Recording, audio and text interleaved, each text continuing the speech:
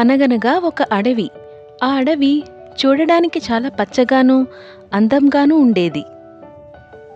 ఆ అడవిలో ఒక సింహం ఉండేది. ఆ సింహం చాలా కోపంగాను, గంభీరంగాను ఉండేది. ఆ సింహానికి కోపం వచ్చినప్పుడల్లా చాలా గట్టిగాను, గంభీరంగాను గర్జించేది. ఆ సింహం అరుపు వినగానే అడవిలో ఉన్న జంతువులన్నీ చాలా భయపడేవి. ఆ సింహం ఎప్పుడూ చాలా కోపంగా ఉండేది. ఆ సింహం చాలా బలంగా ఉండేది. దానికి తెలివితేటలు కూడా చాలా ఎక్కువే. కానీ ఆ సింహానికి ఒక సమస్య ఉంది. అది ఏమిటంటే అహంకారం.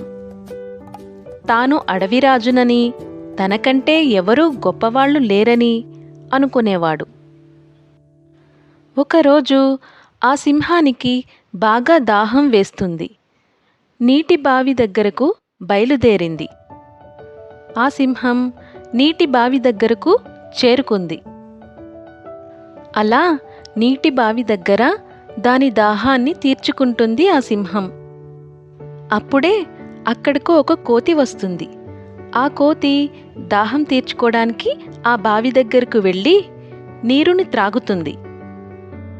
ఆ చిన్న కోతికి కూడా చాలా దాహం వేసి అక్కడకు వచ్చి నీళ్లు తాగుతూ ఉంటుంది. అలా నీళ్లు తాగుతున్న కోతిని సింహం చూస్తుంది. అలా చిన్న కోతిని చూడగానే సింహానికి చాలా కోపం వస్తుంది. అప్పుడు ఆ సింహం ఆ చిన్న కోతితో ఇలా అంటుంది, "ఏయ్, ఎవరు నువ్వు? నా అనుమతి లేకుండా నువ్వు ఇక్కడ నీరు ఎలా తాగుతావు?" అని అడిగింది. ఆ సింహం చాలా కోపంగా గర్జించింది.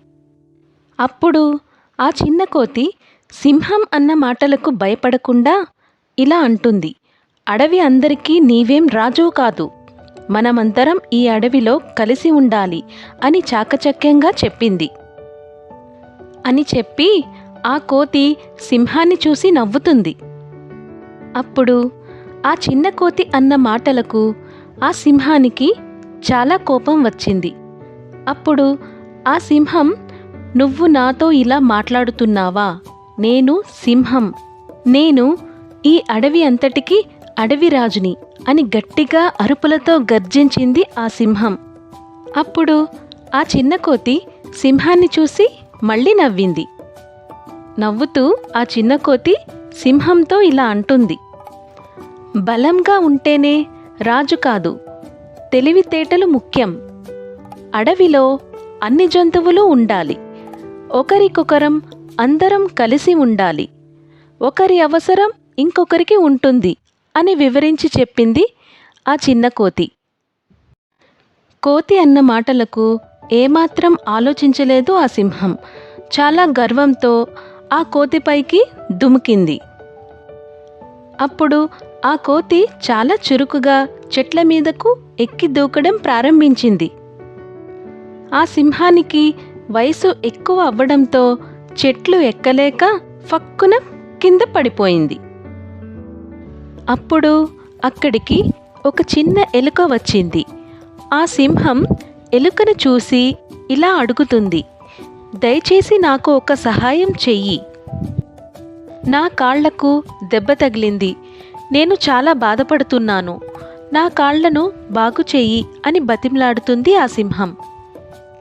అప్పుడు ఎలుక సింహాన్ని చూసి గట్టిగా నవ్వుతుంది.